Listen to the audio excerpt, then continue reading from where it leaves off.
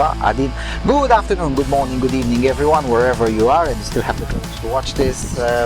This is Lucian Wilson with the Freedom Alternative, broadcasting from the top of the world, from the top of the Austro-Somalia Institute for the Promotion of Peace and Prosperity, if I got it correctly. Indeed. And right behind us, well, behind the cameras, you can see the skyline of Tel Aviv. Hopefully, I'll get to videotape that one too, to introduce it in the montage. If not, tough luck. I'm here with Orel Moshe, who's been very helpful. Thanks to you, basically, I got 2 interviews already. And maybe you'll be 3 or 4 by the time I'm leaving this country. Depends on other people's time. It really does. Depends on how tonight goes. It depends on how tonight goes, indeed. Thanks a lot for coming, Orel. So please make yourself known to my audience a little bit. I'm pretty unknown. I'm not really an activist. I just know things. I read a lot. I happen to know Romanian as well, so that's how I first got into your channel and started talking, blah, blah, blah. And, I've sort of traveled around, so I've got to see lots of stuff, and I can contrast it to here, I think, a little more easily than the average Israeli, but I'm not a super specialist about anything, really. I see. And you're a more quieter version of me, basically, because... I don't know. At least a version with less free time right now. Oh, yeah. And, I used to be like that. Thank God I went into freelancing. All right.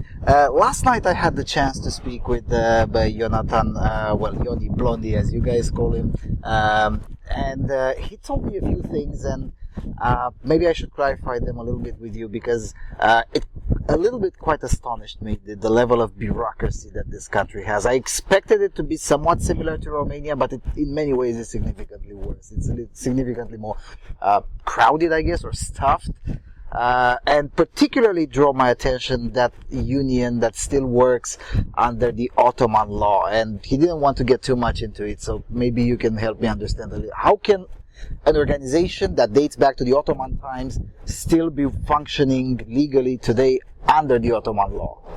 Why? How did this happen? Well, I don't know the exact details that led, let's say, governors through the years to reach these decisions in the critical junctions. But the story goes something like this. In the late 19th century, Jews started emigrating to Israel, mostly from Russia, but Poland maybe, in 2 waves. But not really relevant when, but the thing is that they formed a union for the same reasons everybody formed unions. I don't know, communal trust, maybe some insurance needs, also some general cooperation. And then when the Ottomans were kicked out, the British took over. And of course, when you are a transitional government, you keep most, if not all, of the previous set of laws. So that's how this union remained under Ottoman law during the British Mandate. I have no idea why, but it continued under this status till the end of the British Mandate. And well, then came the State of Israel, and it practically inherited this same situation. Why that same situation didn't change the moment the moment it became state, then not the British Mandate, is political. Because the ruling political class was socialist, and this union was socialist. And when I say socialist, I mean borderline Stalinistic.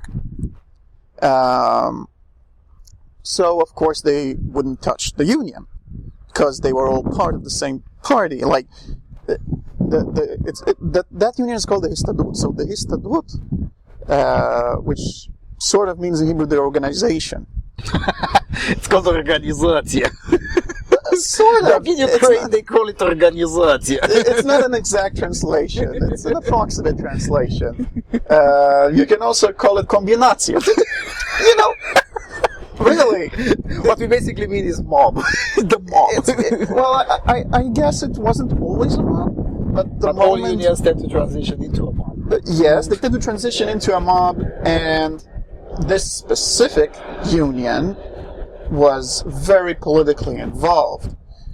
It gained automatic status as the representative of all Israeli government employees to this day. And, well, because the ruling party was socialist, then it was sort of yet another arm of the government, which they used to suppress their political opponents. So, that's how it got to where it is. When you say suppress, I presume you mean it like Sweden style rather than USSR style. Yes. Suppression Yes. nonetheless. Yes, Sweden style, not USSR style. Well, with some peaks in violence, but generally people were not killed, did not go missing, or anything. They were just miserable. Yeah, just reduced to silence via economic pressure and... Yes, mostly yes. I see. And this particular state of affairs has seeped into the private sector and other sides of the economy. I mean, Yoni was telling me last night that if about a third of your employees in your company become unionized, then the whole company becomes unionized. Yes, this is the I don't know if it's a law or rather jurisprudence that was codified into law, whether by direct Knesset action or just by the fact that the work law court or the case law. I don't know if it's the case law. In Israel, we actually have a whole judicial system that deals only with the workplace law, the labor courts, right? The labor I see. courts. Yeah. This is not. Only Spain has those, and they're terrible. Well, you know, there are lots of African countries that are ahead of us on many different metrics of the Heritage Fund. So, so Spain might be a good thing to compare us with, and not like let's say I think the ease of enforcing contracts, we are scored actually lower than Kenya. That which wouldn't surprise me that much. I don't know. I'm just giving you an example. So, this labor court thing, I don't know if it was a ruling of the labor court, which was then just not contested anywhere. But that's how it is. This is what happened at Amdocs. If you know that company, it's a company that does sort of everything. It's huge, like huge. And there was a big scandal because Amdocs was going under, and they changed management, and the new guy decided to simply fire lots of people here in Israel because it's much more expensive to employ them here. It was a big ruckus. He met, I think, the Prime Minister, the Minister of Finance or something, and he just flipped them off. That's pretty much it. The Histadrut pretty much controlled everything until sort of 1984. In 1984, there was a big economic meltdown. That's when the Israeli shekel turned into the new Israeli shekel. The Israeli lira was before that.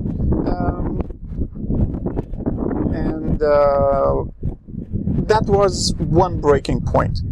During that agreement with the U.S. agreed to bail Israel out if it does some reforms and that. So one of the clauses of this agreement was that the state will not fund the kibbutzim anymore, and lots of kibbutz just crashed down completely, and many were privatized, and some of them were sort of hybrid privatized, with lots of territory that used to belong to the kibbutz or not belong to the kibbutz because were given by the state, and it's a whole bureaucratic mess, like total shitstorm. Good luck figuring that shit out. Yeah, it's gonna take a few years. It's been going on for quite some time. Yeah, but so that's how the Israeli shekel became the new Israeli shekel. Because I wanted to ask and there was another economic meltdown before that changed the Israeli lira into the Israeli shekel. And we inherited the lira from the British Mandate, so the pound, so it takes an economic crisis to change the name of the currency.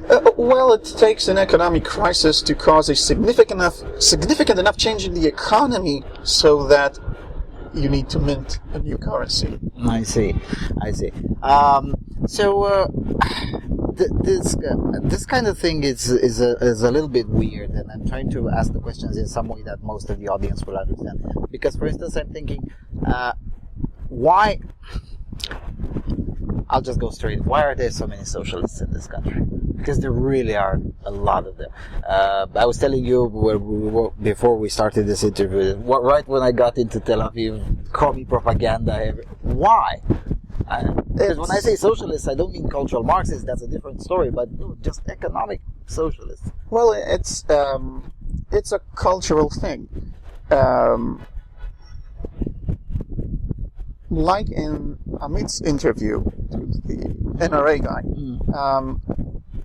when he said that the view on guns was collective in the pre-state Jewish, let's say, Jewish inhabitants, Jewish settlement, the economics were very collective, in the sense that there were kibbutzim and there was a lot of cooperation, and the whole Jewish settlement performed lots of efforts as a whole. For example, during 1936, there was a big strike in the Arab sector because the British were letting in too many Jews, according to them. And the port in Jaffa was practically unavailable for anything. So the Jewish settlement, through its various bodies, the select committees, and blah blah blah, formed the Tel Aviv harbor. All business moved to there. This harbor is, of course, no longer functional. Moved to Haifa and Ashdod, which are big commercial ports. But I'm just giving this as an example of how things used to work before it became a state. You should also take into consideration that the very first returning Jews to Israel were heavily influenced by the socialism in Eastern Europe. And they came here to form agrarian communities and to return Jews to manual labor and things like that. There used to be a catchphrase, Avodah Ivrit, Hebrew work, meaning like physical work. You know, farming and stuff like that the Jews in Europe never did, for various reasons, but they never did. And they considered that an act of liberation from the diaspora. It's an act of self-sustainability, which is in part true, but once it became an ideological point, it just carried over into the culture. So you have a tradition of doing things collectively for practical reasons. Join that with a socialist culture trickling down for tens of years, decades, and then join that with the fact that the leading bodies of the Jewish settlement during Mandate times were socialists, and they were power-grubby socialists. When we were drawn to the Golan, I gave you the example of the Greer not letting people bury Jabotinsky's bones here. Jabotinsky was his political rival. But other than that, Jabotinsky was dead for a few years, for a good 3 years, right?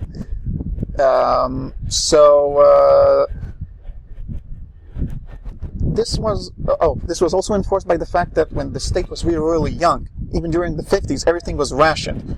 We can argue about the economic merits of rationing. But the thing is that this system, in the eyes of the population at least, most of the population agreed with it. It's not that even if they didn't agree with it, in hindsight, and I don't mean like real hindsight, even in the 60s when it was already over, they looked back and they said, well, it worked. In some sense it did, but again, this is not the economic discussion that's important.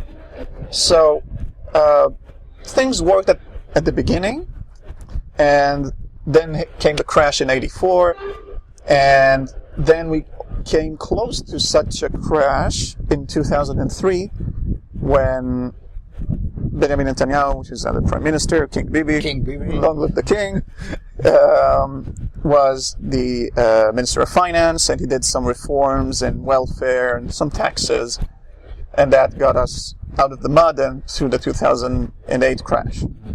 We were practically unaffected. Our housing prices are skyrocketing for other reasons, but we survived that crash. So this is sort of an accumulation of lots and lots of stuff. So there's many layers of wrong behind that. Yes, many layers, but it's a work in progress. You can see more liberal, classical liberal thought going into the mainstream. Now, with the advent of the internet and the availability of information, people are becoming more and more aware of the failures of past policies.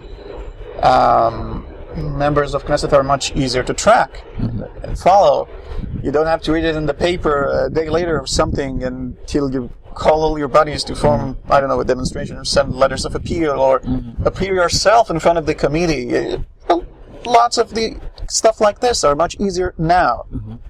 So I see progress. I see us moving in a more classically liberal direction. We have a few members of Knesset that are clearly working under this mindset. One is Sharon Eskel, and another is Amir Ohana. Amir Ohana is also, I think he's the head of the Civilian Arms Committee or something. I don't know how to translate that exactly, but I think he heads that committee. So there's progress. Right. There is one aspect of this country that makes it, in many ways, a bit apart from, is definitely apart from Europe these days, which has gone incredibly cucked in terms of defense. The Israeli Defense Forces. The army here is actually more relevant and more visible than, I mean, seeing an armed soldier on the streets in Stockholm it never happens. Maybe on the Independence Day. I saw an armed guard walking, I don't know, I think it was a bank armored truck in London. Yeah, in London is different, yes. That guy was more heavily armed than any IDF soldier I have ever seen. That's true. London is a little bit different, but then again, London has its own problems that set it apart from the rest of Europe. But what I wanted to say is that the military is a lot more visible here, because it's, relative to the population, bigger, because of the conscription system. How do you reconcile, and how do other classical liberals reconcile the military expenses with the overall push to shrink the state? I mean, don't you get some pushback from that? Because here, the right is more pro-military and the left is more anti-military, but on the other hand, the right is more overall to, let's shrink the state, it's too big. Not really. Israeli left and right are very different from European left and right. For sure. Because in Europe, you can have economic left with right-wing policies on external affairs. That exists. Yeah, Grybauskaitė in Lithuania, for instance, is one. Okay. Yeah. I specifically don't know that. Yeah, she's from the Socialist Party, but she's the virulent anti-Russia and pro-military and pro-free trade and whatnot, but inside the country is definitely economic left for the Socialist Party. Okay. So here, the let's say the level of violence and the constant wars, constant terror, always kept the issue of security a top priority. And I'd say only in the last maybe 20 years, this has subsided enough, has been controlled enough. Or maybe with the advent of the internet, the information has spread enough so the populace will be aware of the fact that this does not have to be our top priority anymore. This has changed. And so we see this change. We see more people evading the draft. More and more people. We can see lots of people being more and more critical of defense spending. But the conscription system itself is something completely different.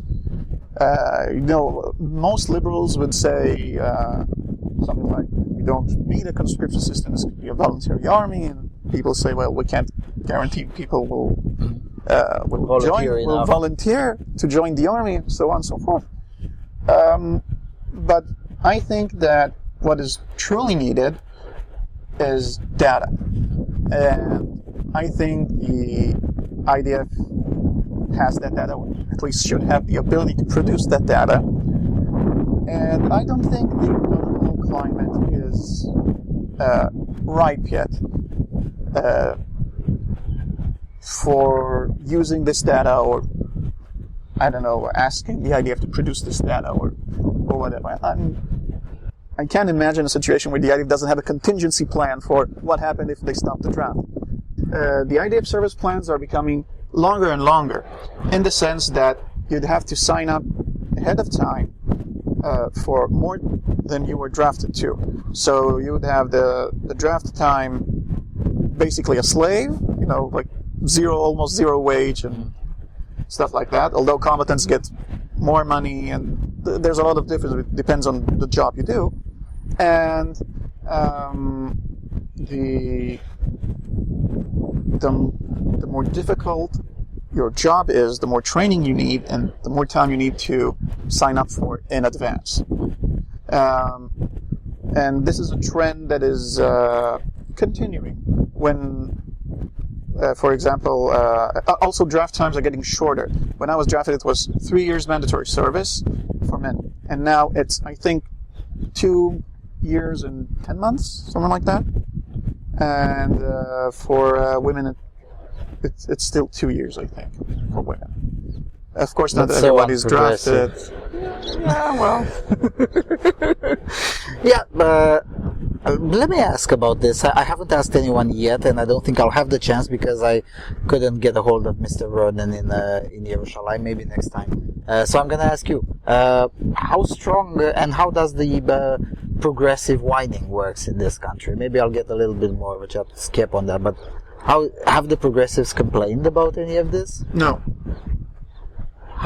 How did you do it? How did you make them shut up? The progressives complained about combat roles not being available to women, so they made combat roles available to women. There are some mixed gender units in the army. Do they function? As far as I remember reading the studies, not as well. Not as well. But they mostly put them on to guard calmer borders, like the border with Jordan, the border with Egypt. You won't see them in Judea and Samaria, for example. No, you're right, actually, because we drive past the harder border, and I don't remember seeing any women there. But on the border, when I cross from Jordan here, they're almost all women. So yeah, but I presume there's not much of a. The border guard also has lots of women. Well, mostly because the border guard doesn't deal with hardcore missions in the field. So yeah, because even if there is someone with intention of violence, if they showed up to an actual border checkpoint, probably they're not going to commit the violence there. They're going to commit it. Well, that's where you're wrong. There were attempted attacks on border guards at their posts. Maybe you can see them in Jerusalem, passing through the old city, I think, or things like that. But the physical standard, generally not for all positions there. They do good hard work as well, but for jobs that don't require the higher physical standards that would be required of men, they can use women, which if they want to go there, that's fine by me. I see. On the other hand, I would still be against it for the simple reason that why should the easier jobs be available to women? What about weaker men? Stop being so progressive. I'm not being progressive, quite the opposite. I say, what about weaker men? I would rather protect weaker men than protect women. So, I'm being a very hardline patriarch here. Speaking of patriarchy, I told you yesterday about an incident that I witnessed in Jerusalem, where an Arab basically attacked with his fists a soldier and a policeman. How often does that happen? They didn't seem to be very surprised of it. Maybe it's just not reported for being so esoteric. Mm-hmm. If it was an attempted stabbing or something, I think it would be reported. I don't know how common it is. But I'm not surprised, as you can see. So. Yeah, no, I wasn't particularly surprised either. I wanted to ask the officers themselves, but after the attack, they just had a cigarette and then they left and got replaced by their shift. So I didn't get a chance to ask them. I wanted to ask them, so that's why I'm asking you. Maybe you're a bit more informed. I have no idea. Yeah, but again, nobody seemed very surprised because I was, on the patio at the coffee shop, and nobody even moved a muscle. It just doesn't seem to be very surprised. Nevertheless, the tension is present there.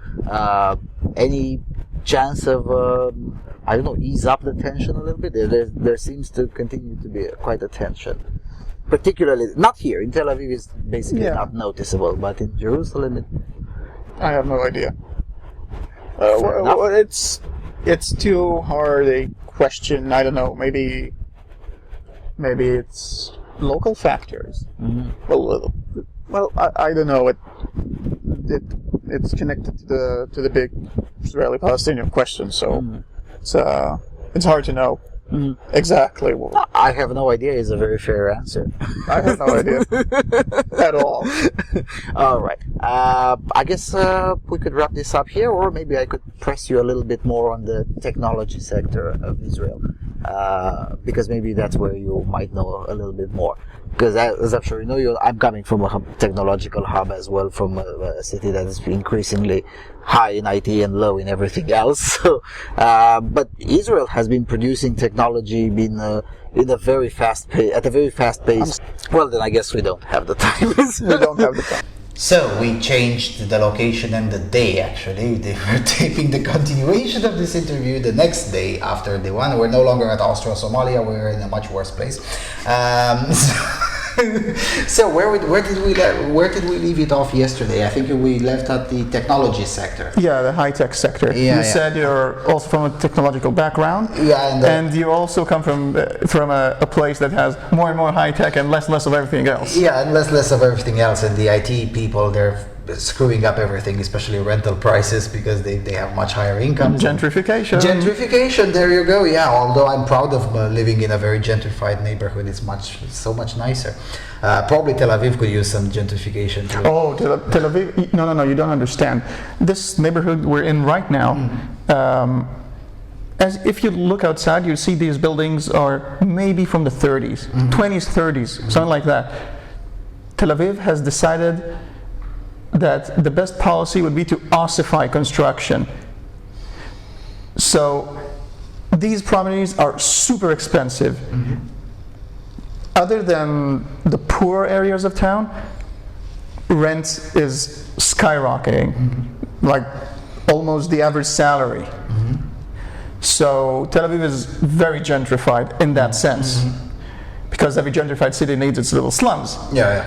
So, but other than those, Tel Aviv is fully gentrified. Tel Aviv is extremely expensive, so it's not a problem of gentrification at all. Yeah, but what I wanted to ask yesterday, and then we simply ran out of time. Well, actually, you ran out of time because you had to literally run. Yeah. Is that Israel has been producing a lot of technology, basically since its inception. I mean, Intel's development, the corporation's development is intimately related to Israel's development as a country. And it's not the only example. There are many other technology-related and IT companies who can trace their success in a way to Israel's success. How did that happen, and how are things going now in this particular sector? Let's divide this in two. Pre-internet, post-internet. Okay. So, pre-internet, almost everything that is tech-related here is defense-related. That is, the various defense corporations, in cooperation with the army, with, other government security branches, you would see mostly, innovations in electrical engineering, in communications, in hardware, so to speak. For example, the Uzi submachine gun, I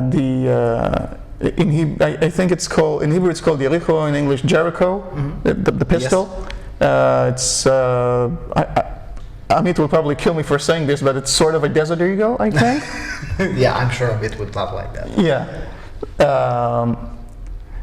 So that's what you see pre-internet. Post-internet, you get something really interesting. As with the rest of the world, the Israeli government was not fast enough to regulate it. Whenever the Israeli government tried, or government companies tried, that are part of the Histadrut, tried to innovate in the realm of internet, they were too slow. They just couldn't do it. Only the private sector can. And so, post-internet, what you have is a boom of all these people that come, especially from the army, with lots of technical training, and then apply it to the internet age and internet needs. And finally, they can do it without all sorts of bureaucratic barriers. Exactly. Right. Well, you know, the labor market here is problematic, but other than dealing with the local labor laws themselves, you had no regulation. To this day, there is practically non-existing regulation. At least on software. Yeah. Maybe hardware, you know, security exports are regulated or something. Well, that's kind of reasonable. But maybe those are a little more regulated. Software is basically unregulated. So that's why software booms here. It's pretty much a similar story in Romania too. The government didn't even know what the internet is until the internet was a thing already. Yeah, but also Romania has a much more hardcore culture of freedom of communication and press than we have. Yeah. Which is ironic for a country that got out of communism. Which is precisely why we got that culture, because, you know, finally we got rid of the commies. I'm gonna see whatever the fuck I want in the press. And yeah, but so what you're saying is you have to be fucked really, really hard to get it. To get out of these concepts that you have to regulate communications, but because we were not fucked hard enough, then for us it will stick around at least for a while. Now that's what Skeptor was explaining to me. So yeah, you're seeing this as part of the same video, but actually in the meantime, between the two segments, I actually got to speak with Skeptor. Just upload this one after the one I with don't Skeptor. know. We'll see about that. But anyway, as Skeptor was explaining to me last night, basically only after you get raped hard enough you start to realize that, you know, some things that actually need to happen. That's why, for instance, he was telling me that a lot of the public in here in this country went further to the right after enough failures of the left on the security issues. So most populace is now further to the right on the security issues as compared to what they were 20 years ago. Yeah, I can attest to that even on myself. And most people I know, the first Intifada, the Oslo Accords, and then the disengagement from Gaza. I grew up in Ashkelon, which is next. It's the first locality in Gaza. I have many friends who used to live around there, and it's not good right now. Well, they're also sort of maltreated by the state. The state said, we'll offer you replacement housing and stuff like that, and it took years upon years, and the reparations did not come on time. There were also problems with the people that said that they won't evacuate, and they were forcefully evacuated. Well, it's a mess. Yeah, like any other government program. Yeah, like any government program that's supposed to be temporary. You know, after all, the UNRWA was supposed to be temporary for like 5 years. It's been 70. It's still there. So, you know, whether it's national or supranational, if it's temporary, it's like, you know, back in Soviet times we had this joke that what is the most permanent feature of socialism? The temporary shortages. So it's the same thing. What's the most permanent feature of government? The temporary bureaucracies. So yeah, because the temporary bureaucracies didn't have the time and the wisdom to start regulating the internet. So that's So that's how the boom started. How does it manifest, and how does it affect non-technical people, other than housing prices, which probably are affected in a way? Well, I don't know if the housing prices were affected especially by this, because the people who work in tech would have worked in something tech related, so maybe it accelerated this process, but it didn't. It's not a catalyst of this process in any way or form. And what was the other part of your question? How are the non-technical people affected by it? I can't tell for sure, but my guess is that they're affected for the better. No, like, unlike Israelis tend to want to stay here more than others. There is this huge talk of relocating and blah blah blah, but statistically speaking, people are relocating less and less, according to the General Bureau of Statistics. And when money stays here, it gets spent, invested. But I don't know, the level of life in Israel has risen dramatically since the 90s, especially since 2003, when King Bibi did the various economic reforms. We were almost unscathed by the last economic meltdown. We have constant growth of, I think, more than 3.5% since about 2003, maybe 2005, with the military operations in between and all sorts of, we're still doing great economically. So I can't tell for sure, but all the macro data suggests that the situation is only getting better. Will it continue to get better? Because with all of this stifling of economic growth that's happening because of the government, will this continue, or do you expect something? Well, a few years ago, not necessarily a meltdown, but definitely a slowdown. A few years ago, there was a huge protest back in, I think, 2011, sort of Occupy Democrat style. And Occupy Wall Street, sorry, the Occupy Democrats is not the meme page. Yeah, the meme page. Sort of like Occupy Wall Street, which caused the government to enact lots of little dumb laws, including increasing the taxes on the stock market and stuff like that. But it seems that these things are starting to subside, and like I said in the first part of this interview, more and more people are now willing to get interested and take a stand in economic issues. So I don't think the government will be able to stifle everything, especially not high tech. For example, we now will have a non-unionized port, a private seaport. I think in Haifa and maybe also in Ashdod, I'm not certain. I think so. Built by the Chinese. I think a Dutch company won the contract for running it for a few years. So it's not going to be really privatized. It will be more like PPP, public-private partnerships type. Well, everything is better than the Histadrut itself. Yeah, that's fair enough. And frankly, if I can end the battle for a freer seaport just by saying, okay, once every 5 years, put it out again, in an auction, so fine. It's still a step in the right direction. It's a step in the right direction, and we have bigger issues to handle. How about inflation? I mean, I spoke to someone who didn't want to appear on camera earlier today, and basically, he told me that. When I moved here, he moved here about 21 years ago. With 100 shekels, you could buy a cart full of food. That same cart full of food, you need 1,100 shekels now for the exact same amount. The inflation is quite high here, and has been quite high, even after the new Israeli shekel thing that you explained to me. and inflation, as I'm sure you probably know, it's a tax eventually. Yeah. At the end of the day, in the final analysis, inflation is a tax. How much of a negative effect will that have, in your opinion, over the next decade? I'm not an economics expert, but what? Not every Jew is an economist? Oh, Jesus Christ. Okay. Yeah, also high tech. Yeah. See, gee, I wonder who's behind that computer. yeah, exactly. The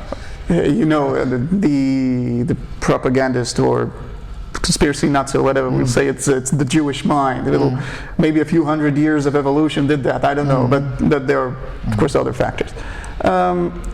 So inflation has been sort of constant.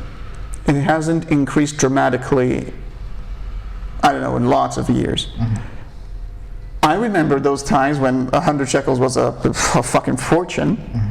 But it seems the people who had that 100 shekels then sort of have the parallel for that now in terms of salaries. Maybe this affects pensioners more than people currently in the workforce. Generally, people on a fixed income, they're the most affected by inflation. Yes, but I don't think inflation is that serious. It's scary for someone who's been here long and remembers that the 100 shekels used to buy a lot more. But if you get a normal salary or interest-adjusted pension or inflation-adjusted pension or whatever, the general level of life of the population did not decrease. It just monotonically increases for. Nevertheless, it still increases slower because it increases slower because of inflation. Would things be better without inflation? Well, of course they would be better without inflation, but there are so many factors going into what causes inflation other than the government just printing a certain amount of money each year or each month or each day. But the fact that we've been growing constantly and inflation hasn't been growing dramatically, I think those won't go hand in hand in a sort of way. Because if growth would have been smaller, then maybe the government wouldn't have increased the inflation rate. Because people will then be affected too hard. Yeah. But that's like a central banker's dilemma. Yeah, I know a way to solve it. Just abolish the central bank. Speaking of the abolishing central bank, also yesterday after you left, I got to speak with Yair. He's also a lot into cryptocurrency. In fact, one of the reasons he postponed our interview for about half an hour, I need to buy some Bitcoins. What is your view on the cryptocurrencies? I think they have their uses. I still don't know how much it will be used in the real world, in the sense that it will be common practice to move Bitcoins around. But what I think Bitcoin does do is sort of lurk around the corner for lots of fiat currencies and make sure these countries don't go too wild. Because people know that if they go too wild, they have Bitcoin, which I hope will eventually plateau on a certain or close to plateau. Well, act a lot more expectedly, and when that will happen, maybe more and more people will trade in Bitcoin. But until more governments either accept Bitcoin or maybe accept Bitcoin for a certain exchange rate, not necessarily accept the Bitcoin itself or something like that, I don't see it widely adopted. I also think that lots of cryptocurrencies can replace money in transactions between various organizations. It's useful, especially if there's a to and fro between all sorts of an organization in a certain, let's say, in a certain supply chain, and maybe at the end of the month, you need to make a calculation of who gets what and what real currency, real like hard currency, fiat currency, yeah. But maybe as an intermediate currency, maybe if the dollar ever gets replaced as a standard global currency, it will be, I don't know, Bitcoin maybe. Not shekel? No, not shekel. Now, the reason I'm asking is because Yair told me a very interesting story. At first he got into Bitcoin in order to he would get a discount to one of his suppliers if he would pay in Bitcoin, because his supplier was a big Bitcoin enthusiast. And he didn't care about that too much until at one moment when he was trying to buy Bitcoin from some embassy or whatever, he saw there an Arab and a Syrian buying 10,000 or 15,000 shekels worth of Bitcoin. He was like, why so much? And they're like, well, I'm sending money to my family in Syria during wartime, or sending money in Gaza, or sending money even with all the blockade, you cannot block Bitcoin. So the reason I'm asking you is because wouldn't there be a security in a national security interest from certain governments, including and probably especially the Israeli government, to try to rein in on these? Maybe, but I think that it will be very costly and ineffective. You can't hack Bitcoin. Not even the NSA can efficiently hack Bitcoin. You can, but you can't. I mean, that's basically the shortest way. You can, but in a short duration, this will be found out, and the ledger will be fixed, and then whatever you did is worthless, and costs you a whole lot of electricity and time. So even if even the NSA can't efficiently hack Bitcoin consistently. Why do we say even the NSA is just a government bureaucracy? Of course they can't. It's the government with the greatest computation power on the planet, or something. In theory, yes. In theory. I think the one that in Switzerland, the CERN, something like that. Sure, yeah. Yeah, they might be exceeding NSA by a bit. It depends. Again, we would have to trust the data from the NSA, which could be a few years behind the time. So I think it will be too costly a process to repeat. In a consistent manner, in a way that will sabotage the currency in the long term. If you really want to, let's say you want to enforce, the Iran deal. What you don't want the Iranians to have is access to certain materials, or access to certain, financial instruments or whatever. You don't need to block the currency. You can put ships around and physically block stuff. Yes. Because at the end of the day, they can't teleport it there. They'll still have to transport it somehow. Exactly. Sure, they can pay sort of untraceable with Bitcoin, but still it has to be shipped. Yeah, exactly. Eventually, you want something physical. You need to eat. So I think a more efficient way of stopping these is just physically doing it. It will certainly be cheaper in the long term. As for sending money into Gaza and stuff like that,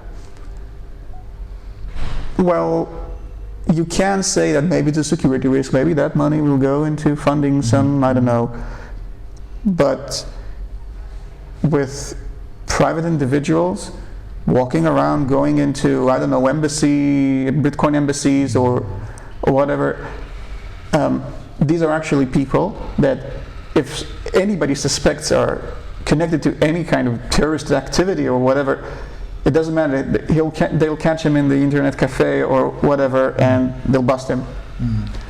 So I think that eventually if these things end up in terrorist arms, then again the people will be. So you're not particularly concerned about the security risk on this? It's not that I'm not concerned. I just think the emphasis on doing something about Bitcoin is misplaced, because doing something about Bitcoin is just too hard, too damn hard, and it's it will be much easier and more efficient, by the way. Yeah, to block the supply, the physical supply chain. Exactly. Well, if you're the U.S. and you sit on the dollar pipeline and you just turn the flow off, then that's nice. But you can't do that on Bitcoin. On any cryptocurrency for that matter. Any of the what's they call altcoins. Altcoins, you can't do that for coins. Right. All right. So we covered the union, the organization. Histadrut. We covered the technology. We covered what else there we say? Oh yeah. Tell me a bit about the bureaucracy in setting up business, because right when I arrived here, you asked me about how to set up business in Romania and whatnot, and we were comparing notes about, and it appeared from what you told me briefly that it's even slightly harder here to set up a business in certain ways than it is in Eastern Europe. Why do people still tolerate that? Last night Skeptor tried to convince me that the country is pretty capitalistic, and I'm like, no, it's not. I mean, really, in many ways, it really isn't. Why do people tolerate that? First of all, walk me through the bureaucracy. Well, I didn't try to go through the whole thing. For example, I just look at the bureaucracy of declaring the translation from Hebrew would be a itsy bitsy tiny business, like SME, small and medium enterprise. No, not an enterprise at all. Like a really tiny business. The sole proprietor. Sole proprietor and even smaller. That left, like, I think the whole yearly revenue should be less than 100,000 shekels, or $25,000.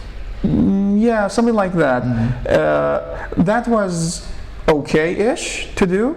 I thought about opening a business like that for my wife. I didn't do it, but I read through the bureaucracy, and that seemed like okay-ish. But then, if you want to go one level above that, I just take an accountant. I can script my accounting, and I'll still go to an accountant to do that, because the regulations change so much that I can't track it. And so fast. Yeah, unless it's your trade, you can track it. Like insurance, even regulations about insurance. For example, I had health insurance and some other insurances, and I went to my insurance agent, and he said, well, this is not allowed anymore, this is not allowed anymore, keep this insurance because you can't get this specific type of insurance anymore, but you can change this one. So, and this, like, in 6 months things changed. So I can't admit that I've ever tried to open a business. Just the level of bureaucracy, going just from the tiniest step in the ladder to just one above it, to the lowest rung, to one above it.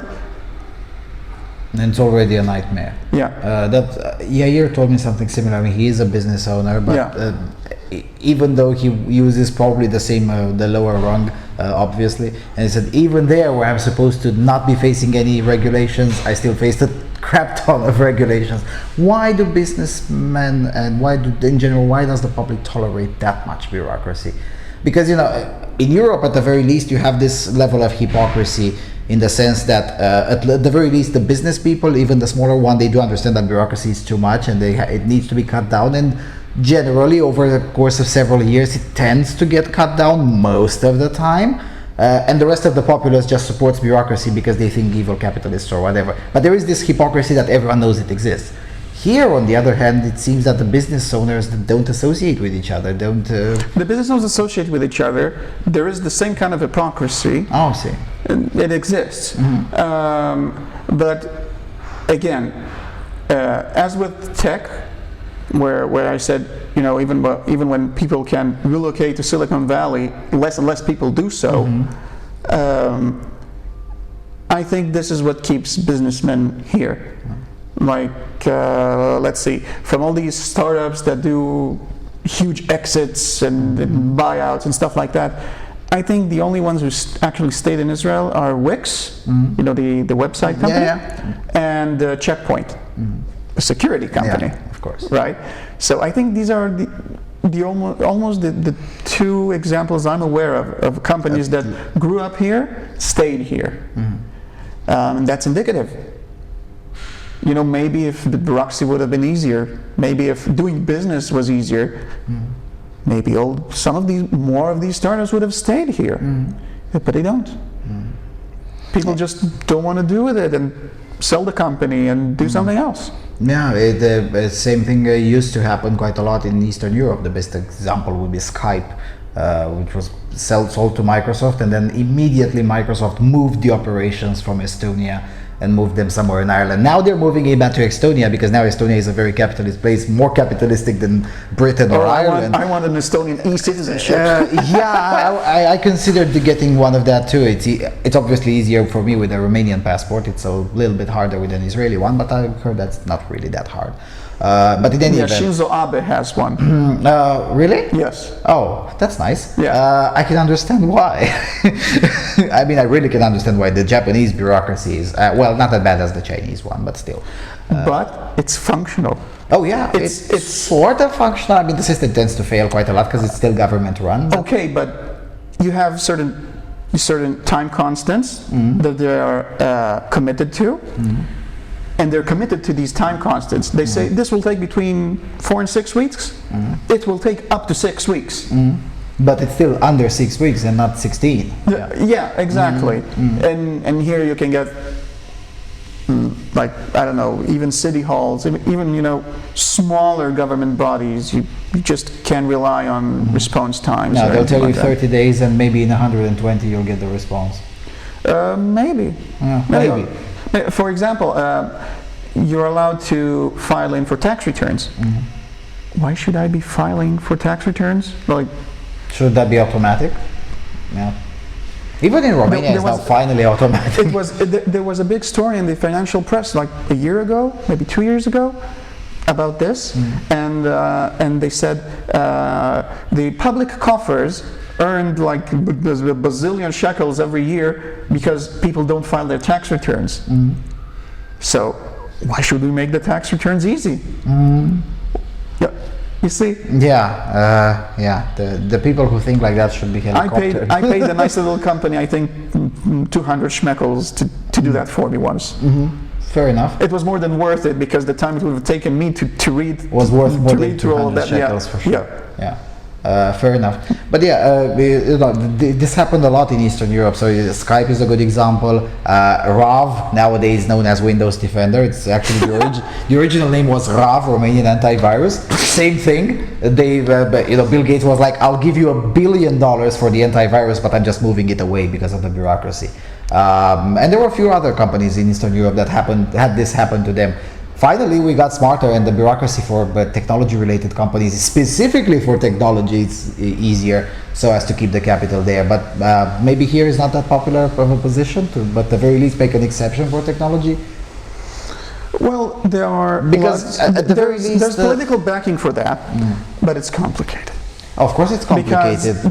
Because those who are not in tech say, "Why does tech get a break?" And of course, because this is a socialist mentality. Everyone has to get a break, not just the tech. They do have a point to ask why the tech. Yes, I'm all in favor for everybody to get a break.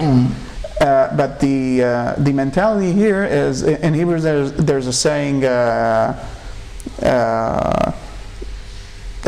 poke out your eyes to make the nose angry. To destroy your face to spite the face, something like that. I know the phrasing in English, but I can't remember. Yeah, me too. So it's a really strong sentiment here. Like, high-tech shouldn't get a break. Nobody should get a break. Să moară și capa vecinului, as it is in Romania. Maybe the neighbor's goat should die too, just to make sure. Just to be equal. It's Jesus Christ. Because, you know, at the very least, you know, in Eastern Europe, but specifically in Romania, there's still oil, there's still some other sources of revenue, but here it's still, you know, kind of in the desert. I mean, there's no oil here. There's tourism and, well, technology. And I would think that it would be deemed. We actually have some shale oil, I think. Yeah, shale gas probably. Shale gas. Yeah. I think shale gas, and there's also gas in the Mediterranean. Oh yeah, there should be, yes. Yeah, there is. Because also Cyprus has a Mediterranean platform for gas now. They're just still arguing the Turks with the Greeks. If you're interested in like the local geopolitics, then our newly found gas reserves and gas rigs allow us to sell gas to the Egyptians, to the Jordanians, connected to Cyprus, and from there to Greece, and from there to the rest of Europe, lowering the rest of Europe's dependence on Gazprom. Oh, that would be fantastic. Yeah, of course. Not to mention the possibility of transporting energy from Azerbaijan to Batumi. That's been discussed at the Intermarium summit that I attended to as an accredited journalist about 3 weeks ago-ish. The one from Azerbaijan is definitely a thing because I've been to Georgia, and in Georgia it's so nice. The gas is really cheap and really affordable, and they basically they need to warm their houses in winter. That, and they got a double winning: zero dependence from Gazprom and also very cheap gas. And it's a good deal for Azerbaijan too, because through Georgia it gets access to all of these Western markets. Because Georgia is in much friendlier terms with the West than Azerbaijan will probably ever be. As long as Aliyev is there, I don't think anyone. I mean, they allowed Azerbaijan to be part of the European Court of Human Rights, the ECHR, the CEDO. And as soon as Azerbaijan joined the ECHR, in the first year they had like 70 lawsuits and they lost all of them. and the dictator there, you know what, fine, we're gonna pay all the lawsuits that we lost, but we're getting out of this shit. I mean, seriously. For Azerbaijan is also a good deal in many ways, because they get access to Western markets without having to adopt Western standards on anything. On anything, really, yeah. Whatever floats their boat. Yeah. So, since you mentioned this connection with Cyprus and Greece, in Cyprus, I've studied this issue in this January in 2018. They already located the gas, points and extraction points and whatnot. There is the shekels available for the technology to exploit it. But as you know, Cyprus has two governments. The one that is Republic of Cyprus, which is actually Southern Cyprus, which is Greek, and the Turkish Republic of Northern Cyprus. And of course Erdogan wants a piece of that gas too. And then there's an additional layer of conflict because the Cypriot Turks, the ones born and raised in Cyprus, they're like, why do we have to even talk to Erdogan about this? This is our issue. And and some of them are even like, how about we share it with the Greeks and we have all the shekels for us? Nice. And sure, we don't love the Greeks don't love us, but we all love the shekel. I'm not particularly optimistic, although I would hope things will work out the way you said. Despite the nose myth, shekel has no smell. Oh I know that for sure. But but seriously, I hope it will work out the way you said, the way you described it, because it would be better also for Cyprus. It would ameliorate the conflict. Almost all conflicts tend to be ameliorated by capitalism. I mean, they really are ameliorated, because if money flows through a border, soldiers probably won't. Frédéric Bastiat.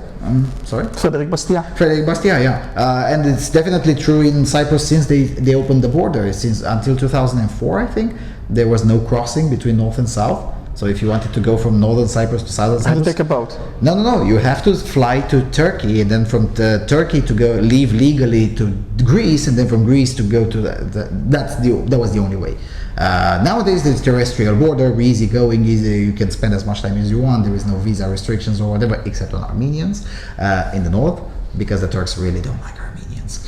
Armenians and Nigerians, because so many Nigerians moved to Turkish Republic of Northern Cyprus, and they're like, look, I know we're a state that nobody really recognizes outside Turkey, and we weren't supposed to impose visas, but seriously, just too many Nigerians. So they basically, if you're Nigerian or Armenian, you need a visa to go into the Northern Cyprus.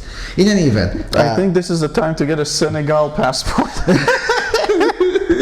Yeah, but in any event, since they opened the border, nowadays the tensions between the Greeks and the Turks are significantly lower than they were 20 years ago. Precisely because shekels started flowing freely across the border, and that's great. And some of the people that I got to meet in Northern Cyprus, they were like, yeah, well, the problem is that nowadays we have to choose whether we start getting along even better with the Greeks, or we can choose to stay a colony of Turkey, because Turkey is using the constant flow of euros coming into TRNC to prop up the Turkish lira, which was fine still in January 2018, but today, as you know, the Turkish lira has gone way to the downside. It was like 8 lira for an euro or something like that. They lost more than 100% of the shit currency.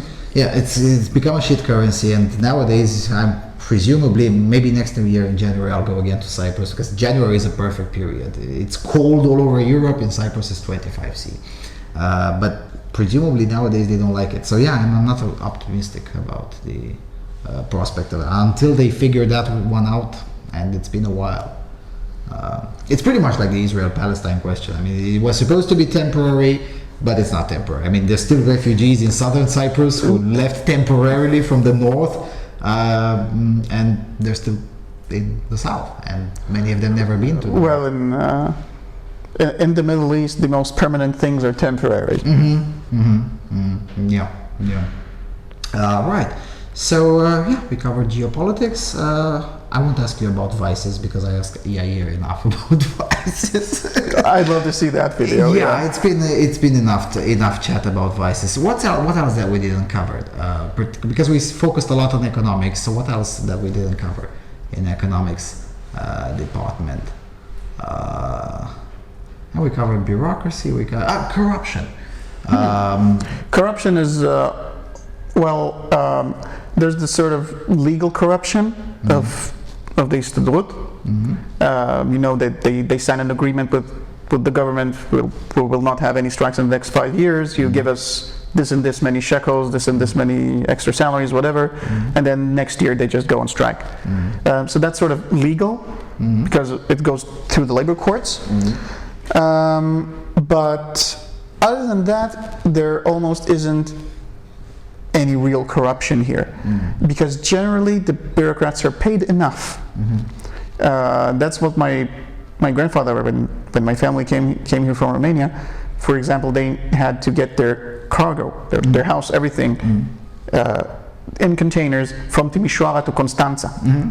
And what my grandfather and father did, they bought 2 or 3 crates of Tsuika, took the car to every itsy-bitsy tiny railway station, and left a few bottles, sometimes half a crate, you know, to the people in charge, to make sure this train will roll along on time, and their containers will reach the port in time.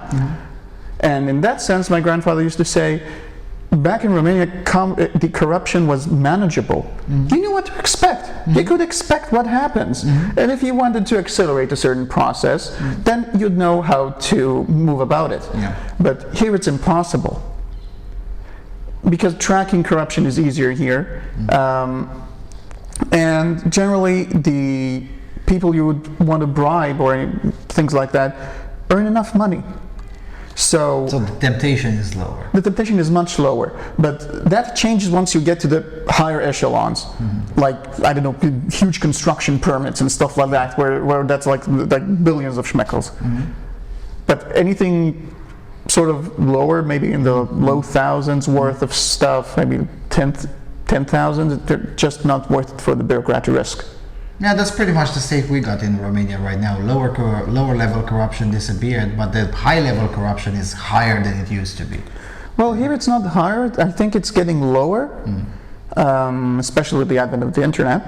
Yeah, fair enough. The same thing. I think it's getting lower, especially because many times, you know, the voices that say, well, if it's so corrupt and malfunctioning, then why don't we just liberalize it, or make it easier, or less corruptible in that sense. That voice wins once in a while. Right. And since we're on the topic of corruption, King Bibi is under a lot of accusations, allegations, indictments, whatever, corruption related. Are you informed enough to walk me a little bit through that? There's so many. The information that I was able to find is so many accusations, so many investigation into this matter or that matter. It's like the boy who cried wolf, like a zillion times. I think that if something illegal was done, then they should go to court and have their day in court, so on and so forth. But the press and generally the Israeli leftist intelligentsia, the old elites that we've discussed earlier, have been after him for so long that all of these efforts came up with this. They've been hounding him for as long as I can remember, and they didn't find anything. So by mathematical induction, I don't think they'll ever find anything. But I wouldn't necessarily rule it out. I'm a fan. I'm not a fan proper. I just like that he keeps worse people at bay. But I don't know. I don't think they'll ever find anything. No, so it's basically a longer case of Donald Trump. They've been trying. Yeah. But with Donald Trump, it seems like forever, but it was only 1.5 years ago. It's really not that long ago. But with King Bibi, it's been 10 years, 11 years, something like that since they've been hounding. How about 20 or 25? Oh yeah, because they used to hound him even when he was a Minister of Interior, long before he was a Prime Minister. So Exactly. Yeah. So, imagine Trump 10 times longer. Yeah. Time-wise, I mean that's basically King Bibi. I think the first time he became Prime Minister was in '96. Yeah, something like that. So 22 so years. Yeah. And they started hounding him in '97 towards the end. So 21, 22 years. It's since forever. Yeah. So that's probably why there's fewer and fewer voices willing to believe any of the allegations. Because I've seen that these latest ones, even though they were presented in a much more sensationalized way, especially the foreign media, in the Western press, the British brainwash corporations, the Deutsche Welle and all the rest, it was taken a lot less seriously by pretty much everyone who follows Israeli politics. And Cry wolf. And probably that's why. I mean, again, seriously, okay, whatever. And the reason I'm asking you this is because last night I almost missed my appointment with Skeptor because of a leftist demonstration against King Bibi. Where, in Abima? Yeah, I think so. It was very close to the restaurant that we met. And I was curious to find out what was that about, but I was unable to find the information in English. And my Hebrew is still very, very far away from me being able to read Israeli press. So that's why I'm asking you. I mean, they were protesting Bibi himself. They were like, it's so bad and whatever, it needs to come down. And I'm like, aren't you sick and tired of this? I mean, this is the 1 millionth protest? Something like that, yeah. Right. Well, I guess that's pretty much it. I mean, we covered pretty much everything there is to cover on the economic and government affairs. I don't know, is there anything that you want to talk about that Nothing comes to mind. And actually, I'm out of time again. Okay, fair enough. Then this time we'll actually end it in a more happier note. At the very least, we have 3 minutes to record this. I mean, seriously, it's been crazy. This tour has been crazy because everyone is on a very, very tight schedule. I told you so. You were saying, I'll get here, I'll talk to people. Well, I got to most of the people that I wanted to. And I would have gotten to all of them if they had replied. So there's that. All right. Thanks a lot, Orel, for coming to this show the second time, but you're only seeing it in one show. It's crazy. It's crazy. I know. And thanks a lot for connecting me with so many people in this country. And hopefully next time I'll be wiser to schedule more days in Israel. It would definitely work too few days. Maybe the next fundraiser will be better because people will and then there's that, but I'm not particularly worried about that, but I am worried about scheduling too many days and then ending up being bored or whatever. But now I definitely schedule too few days, not enough days. All right, see you all soon, and over and out.